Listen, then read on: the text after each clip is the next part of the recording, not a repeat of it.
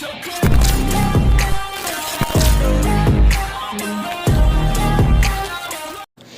guys! Welcome po dito sa aking channel. So for today's video ay ituturo ko sa inyo ang mga dapat gawin bago mag-apply sa inyong online lending app. Okay? Pero bago natin simulan, gusto ko munang magpasalamat sa inyong lahat sa pagsuporta sa aking channel. So from 0 subscribers to 16 subscribers na po tayo. And yung first video upload natin ay umabot na ng 693 views in just 3 weeks. Okay, so para sa akin as a small YouTuber, that is a very good start and malaking pasasalamat ko po yan sa inyong lahat. Okay, so balik po tayo sa ating main topic. Actually, naisipan kong gawa ng video yung title natin ngayon dahil napansin kong marami nang kumakapit sa mga online lending apps simula nung nagka-pandemic dahil marami nang nawalan ng trabaho. Okay? So, isa din akong miyembro sa mga group page tungkol sa online lending apps at marami akong nababasa na puro harassment at pagta-threaten sa mga nakapag-loan sa mga online lending apps kagaya lamang ng mga ito. So, ipa-flash ko po dito sa screen yung sample ng harassment at pagta-threaten ng mga collectors ng iba't ibang klaseng online lending apps sa iba nating mga kasamahan. So, ngayon kung ikaw ay wala pang record sa any online lending app, ay sundin mo lang itong ituturo ko. Okay, so tinuturo ko ang technique na ito dahil alam kong karamihan ng mga online lending apps ay illegal. Siguro pag i-rate natin ang mga online lending apps, ay 9 out of 10 ay nag-ooperate illegally at hindi sila sumusunod sa Data Privacy Act of 2012. Okay? So, huwag na nating pahabain guys at simulan na natin.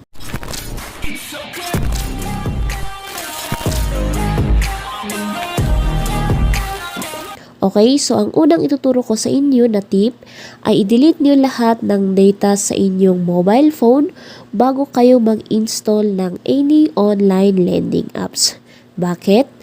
Kasi once na-install natin ang mga online lending apps sa ating cellphone, ay mag-i-start na magkukolekt yan ng data sa ating cellphone. Lalo na pag nag-sign up tayo at inallow natin lahat ng kanilang permissions.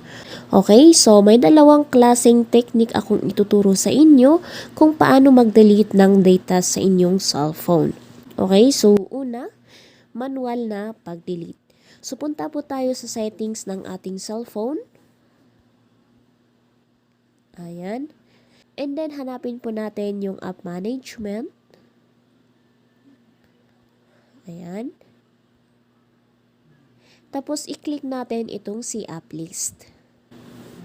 So, hanapin natin dito yung application na nagko-contain ng information natin. Kagaya lamang ng Google Chrome, contacts, Facebook account, at yung Gmail. Okay, so yan lamang po ay sample. Pero kung gusto natin i-clear lahat ng datas ng application na naka-install dito sa ating cellphone, pwede po nating isa-isahin yung mga applications. Okay, so let's say itong si Gcash. Okay, so yung Gcash actually is nakalagin na dyan yung account ko. So, ang gagawin natin ngayon ay i-clear data natin. So, itap lang natin si Gcash. Ayan. And then, dito tayo sa my storage usage. Okay. So, we have here clear cache. Okay, so itap natin yan. And then, we have here clear data. Okay, so i-clear data natin yan. So, it says here all of these apps data will be deleted permanently. This includes all files, settings, accounts, and databases. Okay, so once tinap natin yung okay, so lahat ng data natin dito sa Gcash ay madidelete. Okay, so itap natin yung okay. Ayan.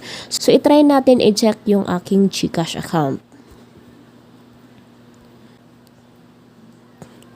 So, sabi niya dito, request permission. To enjoy the full feature of the app, Gcash needs access to contacts, storage, device location, and camera.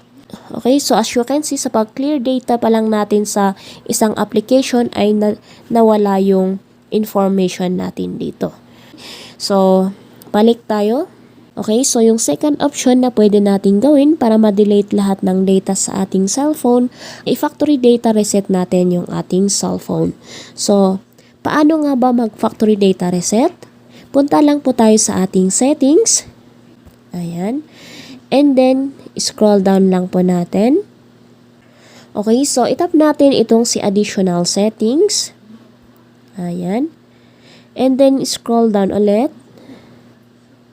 And we have here backup and reset. So, itap natin si backup and reset. Ayan.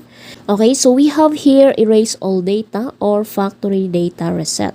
Okay, so once tinap natin yung factory reset na yan, and i-delete lahat po ng mga applications na in-install natin, pati yung mga photos na nakasave sa ating mobile phone. So once nagbukas na yung ating cellphone, back to new feature na po yung makikita natin sa ating cellphone. So hindi na po natin makikita yung mga applications na dati nating na-install. Okay, so with that, sa pag-factory data reset mo pa lang sa inyong mobile phone, ay nawala na po lahat ng data sa inyong mobile phone. Okay? At hindi na po makukolekt ng online lending apps lahat ng data na meron sa cellphone mo unless naglagay ka ulit ng bagong informations. Okay? Ang pangalawang tip na pwede kong ituro sa inyo ay tanggalin ninyo yung memory card at SIM card na marami nang nakasave na contacts. Okay? So, palitan nyo ng bago at mag-save kayo ng dummy numbers o kaya yung mga unattended numbers na pwede ninyong gamitin or gawing kunyari contact references ninyo once nag-apply kayo sa any online lending app. Okay, so ang alam ko naman po dyan regarding sa contact references ay hindi naman po nila i-verify yan kung active yung nilagay ninyong number or hindi bago nila aprubahan yung inyong loan. Okay, so ang pagkakaalam ko ay kukontakin lang nila yung nilagay mong contact references once na-due na yung inyong loan sa kanilang application. Okay?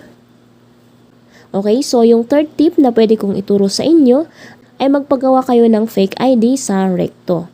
Okay? Gamitin ninyo yung inyong real face ID pero palitan ninyo yung inyong pangalan. Okay, so kailangan natin gamitin yung ating real face ID kasi may face verification sa online lending apps once na mag-apply tayo ng loan. Okay, so dapat magkahawig or magkapareho yung mukha ng nasa ID sa tao mismo na nag-a-apply ng loan. Okay? Or else, kapag hindi magtugma yan, ay hindi po maaprubahan yung inyong loan. Okay, so yung tatlong tip lang muna ang pwede kong ma-share as of now.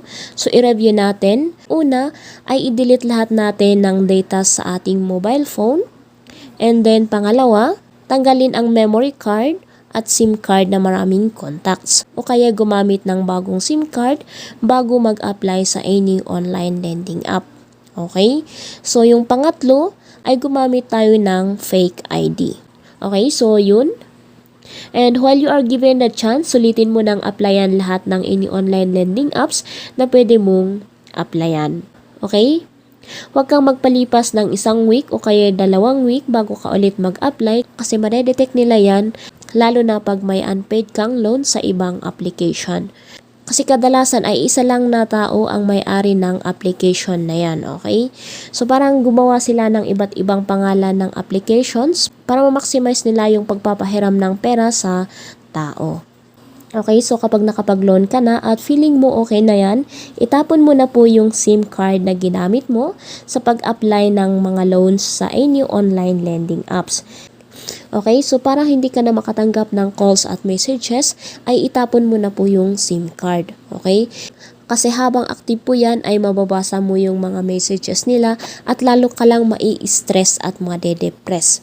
Okay, so yan lamang po ang tips at advice na pwede kong maibigay sa inyo ngayon and thank you for watching. Please don't forget to click the subscribe button and bell notification para updated kayo every time may bago akong upload. So, see you again on my next video guys and bye-bye!